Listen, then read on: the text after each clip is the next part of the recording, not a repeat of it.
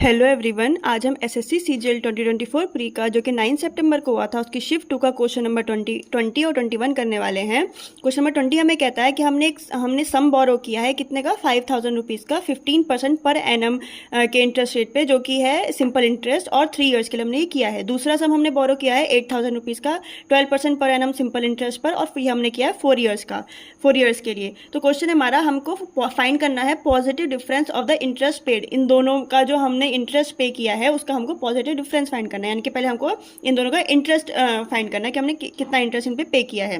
देखिए दो मेथड है इसको करने के। जब भी हमको सम दिया होता है और रेट दिया होता है और हमको टाइम दिया होता है, तो देखिए क्या करेंगे हम इसका इंटरेस्ट रेट फाइंड करने के लिए, इसका इंटरेस्ट फाइंड करने के लिए देखिए 15% सबसे पहले हम निकालेंगे 15% ऑफ 5000। तो जितना भी आएगा, यानी कि हमारे यहाँ पे 750 आया, जितना भी आएगा अब उसको हम, क्योंकि हमने 3 साल के लिए किया तो उसको हम 3 से मल्टीप्लाई कर देंगे। 15% ऑफ 5000 करके ये हमारे पास 1 ईयर के लिए आया। अब 3 इयर्स के लिए 3 से मल्टीप्लाई कर देंगे। उसका दूसरा मेथड क्या है कि आप डायरेक्टली पहले 15% को मल्टीप्लाई कर दीजिए 3 इयर्स से, तो यहाँ पे क्या आ जाएगा, ये 45% आ जाएगा। अब सिर्फ आपको 45% ऑफ 5000 निकालना पड़ेगा। तो देखिए आंसर तो दोनों में सेम आ रहा है, लेकिन यहाँ पे ज़रा समय कम लग रहा है। तो चाहे आप पहले 1 साल का निकालें उसको 3 से मल्टीप्लाई करें, चाहे आप पहले ही 3 से मल्टीप्लाई करें और फिर उसका परसेंटेज निकालें ऑफ 5000।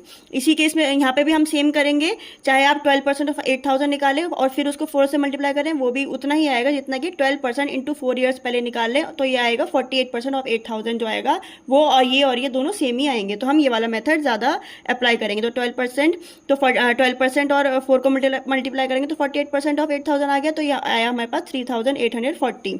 अब यहाँ पे आया हमारे पास 2250। इन दोनों का तो हमको डिफरेंस पूछा है, तो ये क्या आएगा अपने पास 1590 हमारा आंसर हो जाएगा। नेक्स्ट क्वेश्चन नंबर 21 हमको कहता है, बोर्ड मास का क्वेश्चन है, देखते ही लग रहा है।